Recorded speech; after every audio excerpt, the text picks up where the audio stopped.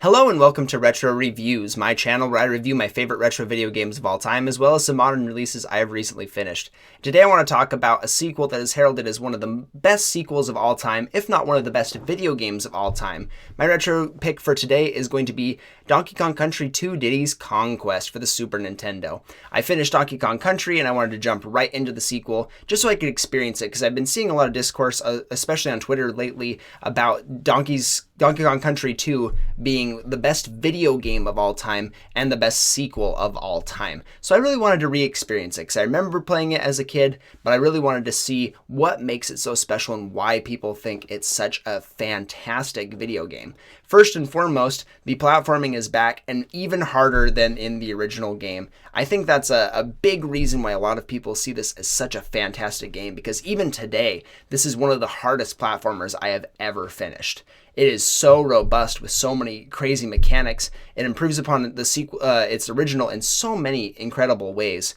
It has slightly better graphics. I think the models are a little bit better, a little smoother. The gameplay just feels smooth as butter, just like the original. And there's way more mechanics to go through to make the platforming more robust and more dynamic. I don't think every single choice that they made, every single improvement or expansion that they did is necessarily a good thing, but for the most part, this does everything a sequel should do: improve upon the original in meaningful ways. So let's get into why Diddy's Kong Quest is so fantastic. So first and foremost, the platforming is really solid. Everything about it from start to finish feels really good, with just a few exceptions that don't mar the overall experience much at all.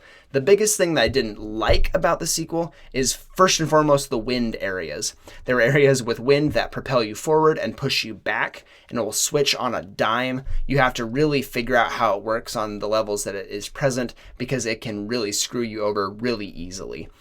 Fortunately, they are not very prevalent. The other one that deals with wind is in a mine shaft that it makes you float and it'll send you up or drop you for a second. I really hate that level. It wasn't fun. I did not enjoy it at all. Nothing about it was enjoyable for me.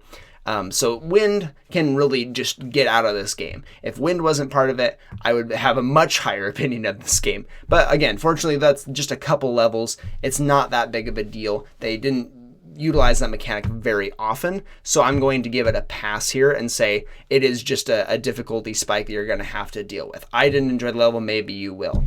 The other thing I didn't super love are some of the animal sections. Now in this game, they still have the animal buddies that you can use and utilize in this game. You have a new one, which is the snake that can bounce around, and if you hold the jump button, is it the jump button? No, if you hold the special button, the button on the right, the A button, if you hold that button down while it's stationary, it'll charge up a jump and you can jump super, super high.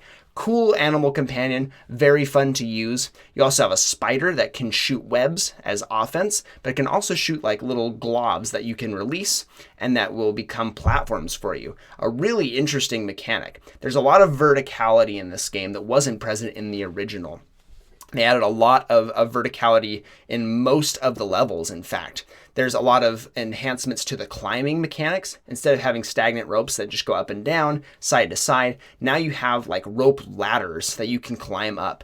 And you can go from one rope to another. You can straddle between the two. Sometimes this is really necessary to pick up banana coins or just regular bananas, or to dodge incoming projectiles or enemies that are sliding up and down on the ropes. The climbing is substantially better in this. And again, the added verticality gives a lot of depth to these levels that you don't see in the original nearly as much. I quite like the robust movement mechanics that they've added to this game.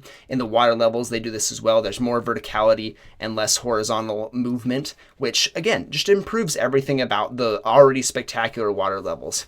Now they've implemented more maze-like aspects. It actually works really well. Lots of secrets to discover in those. I quite enjoy what they've done with the scale of these levels.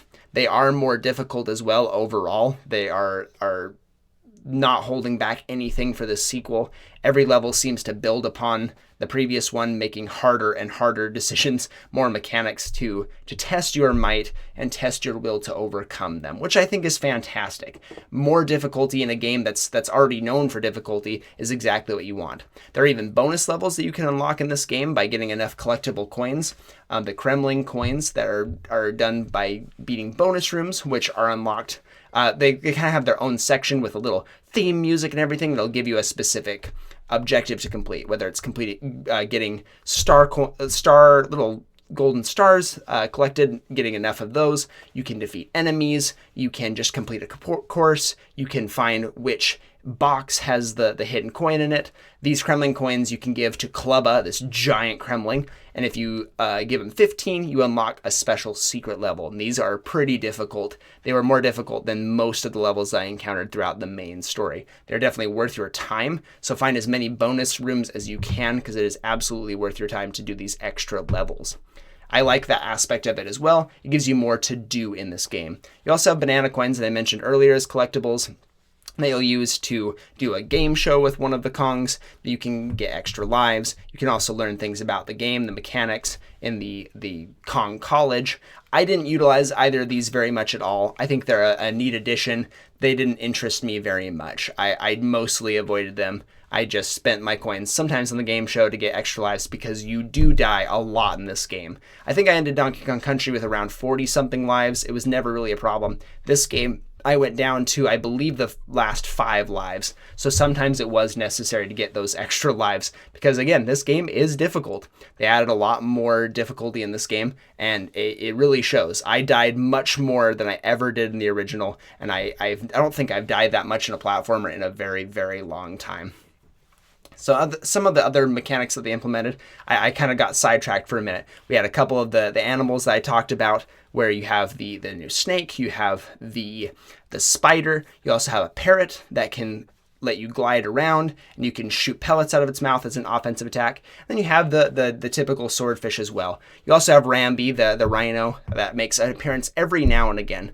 But the biggest change that they made is instead of having animal companions that you can ride on, you do have that, but a lot of sections will actually turn you into the animal. You'll still have the 2-hit system, so you can still get the Kong barrels, but you just remain the animal until you get to the end of the section, and then you lose the animal form and you get some reward for getting through it. These animal sections are usually pretty good. Really fun, a way to spice up the general gameplay, add some depth to what you're doing, but a couple of the parrot sections really sucked. They were, I think, hard is not the right word I'm looking for. They were just inconsistent. Some of the hitboxes on the environmental things were not really well explained for me. It didn't feel like I was getting consistent results. Sometimes I'd feel like I'd get hit and I didn't really know why. I thought I was precisely navigating, but this time around I hit something that I didn't hit previously. It's hard to explain, but I didn't feel like it was really a consistent package every single time, specifically those parrot sections. But everything else, I want to say, was really excellent. I liked how it shook up the normal formula, made you do something completely different. Now you don't have to worry about losing your animal companion because you just are the animal for the entire section. And if you don't finish, then you have to start over from your checkpoint. Checkpointing is pretty good in this game. It is very punishing. You don't have a whole lot to go on. Once you get to a checkpoint, it usually feels like a really big, momentous thing that you accomplished, because now you don't have to go through a really big, long section to get to that checkpoint. I believe in the original game, checkpoints, levels themselves weren't that long, so checkpoints were right in the middle. This game, levels feel much longer because they're more difficult. I think both are actually true. They're more difficult and the levels are longer. So getting to a checkpoint feels like a really big win. And then getting to the end of the level is another big challenge that you have and another hurdle to get over. I also really love the theming of this game. The themes of each area, it feels very piratey. It feels like they've leaned more into the pirate theme. Gangplank Galleon at the end of Donkey Kong Country 1 was the most pirate the game ever got. This one feels much more piratey throughout the entirety of the game. Every section has its own little gimmick. You have like the lava area that feels very sinister. The whole game feels very sinister because you're trying to rescue Donkey Kong. This time around you have Diddy and his pal Dixie Kong, who is superior to Diddy in every single way. It's just like in the original game. Diddy Kong kind of plays second fiddle, even though this game is really focused on him. Dixie Kong can hover and float down, and it's a huge ability, a huge boon. In fact, a lot of some of the platforming that you can encounter can be trivialized with this floating mechanic. So Dixie Kong is just much better. She also holds barrels above her head with her ponytail, which gives her vertical safety when you're going against enemies. A lot of enemies will attack you from above, which gives her a huge advantage. Diddy Kong holds the barrels in front of him and can still get hit above him. So Dixie Kong just is the superior character. Again, the biggest difference is that his stall and fall mechanic, where he drops off the ledge and you can jump midair, is just better. It's easier to execute. Dixie falls immediately off. You get a little bit of a hitch with Diddy Kong, a little more time to react. That's the only perceivable difference I can really see that benefits Diddy Kong over Dixie Kong. So the whole game does feel more sinister. You're trying to save Donkey Kong from King K. Rool, who's been captured, which is a kind of a crazy thing. In the original, you took out King K. Rool, so why is Donkey Kong getting captured here? But you have to go through a lot of trials, and they feel super insurmountable at times. There's a theme park area that really got me. There were a lot of levels that were really difficult. You have some minecart sections that are a little bit different, where you don't jump with the minecart, you're jumping over them, jumping out of the minecarts. You sometimes are jumping between minecarts and gaps and everything. You have other sections where you're outrunning something. You have to get like timed barrels that increase your time. You have to avoid barrels that will penalize you and take away time. If you run out of time, you get hit. There's a lot more to the minecart sections that makes them much more difficult. In fact, some of them really got me in a death loop. I could not get away from losing lives and just hemorrhaging lives there. So overall, this game is incredibly difficult from start to finish. It never lets up. The special levels are incredibly difficult. I had a couple that really tested my mettle, tested my ability to overcome adversity. And by the time you get to King K. Rool at the end, you feel like you have made it. You feel like you've really overcome some hard challenges. Specifically, some of the bosses too. They've revamped the boss sections in this game to make them much more robust and interesting. One of the first bosses you encounter is this sword that comes out of the lava and will try and jump at you. You have to throw a cannonball at it and then use these hooks. That's a new mechanic that they've added to the game, where you can jump on them, and Diddy hangs from his tail, Dixie from her ponytail. You can jump from hook to hook and get all the way to the other side, find another cannonball, rinse and repeat, but sometimes he'll charge at you and spin at you and he's invincible. It's much more interesting. All the bosses are like this. They're not just a couple hits sponge and then they die. They have a unique mechanic that you have to overcome. And I really love that about this game, especially King K. Rool at the end. This boss fight is really special because instead of being, again, like the rinse and repeat, the typical Nintendo 3 hits and you're done kind of boss fight, Donkey Kong Country 2 really turns this on its head completely. King K. Rool at the end is a 9-hit boss. You have sections of 3 hits.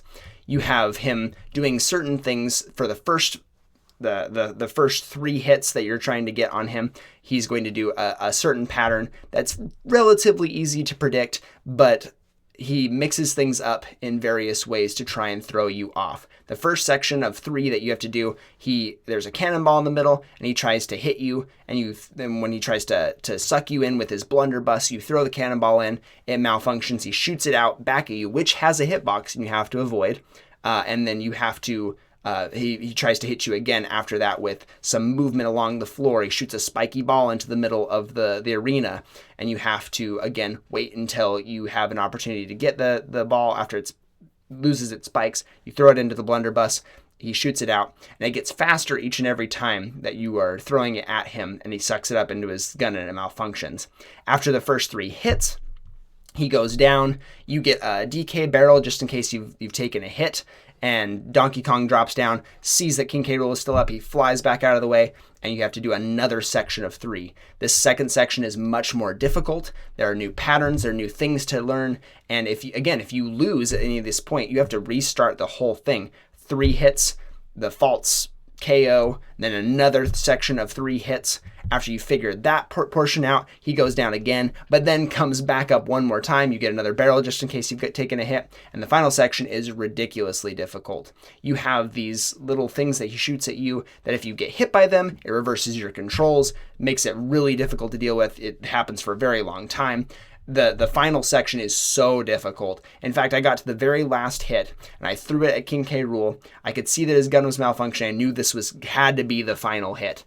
It stalled on the timing and changed it up so that you knew that you were supposed to jump at a certain point. And I knew it was going to be a fast shot.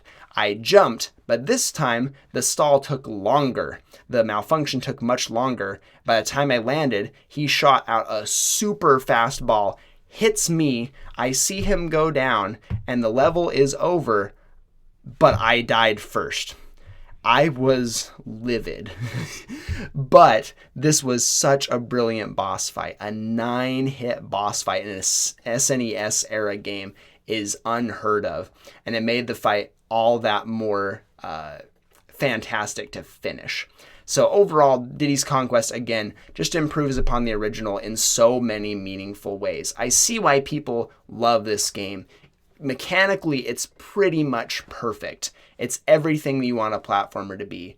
And Donkey Kong Country was already phenomenal, and this game just took what they did originally and made it better in almost every conceivable way. I love Diddy's Conquest. As brutal as it was really fun to complete, and I really enjoyed it. There's tons of extra collectibles I didn't talk about earlier. There are DK coins that are hidden in out-of-reach places or seemingly out-of-reach places that you have to kind of think out of the box to find. I didn't get nearly enough. I think I only got 15. And to get like first place on the pedestal and beat Mario, who's standing at the first place pedestal, I think you need 40. He had 39. Link was sitting at like 27. I can't remember who the other character was. I did not even make the podium because of all the hidden coins. There's tons to do in this game outside of just the main levels. There's so many secrets to find. They've added so many more from the original. I love what they did with this game. I love the bonus rooms more than the original ones. They're easier to find, less ambiguous. I think the extra collectibles are really an extra spice that spices up this game in a meaningful way. I love the hidden bonus world as well, and finding those coins to unlock those levels is really fun. Overall, this game is just fantastic. I see why people really love it. Personally, it's not my favorite game of all time. Heck, it's not even my favorite Donkey Kong game of all time. But I see what they did with this game, and I have to applaud how incredible it is that they made this sequel so well. I'm going to give Diddy's Conquest a platinum rank. Thank you so much, and I will see you on the next one.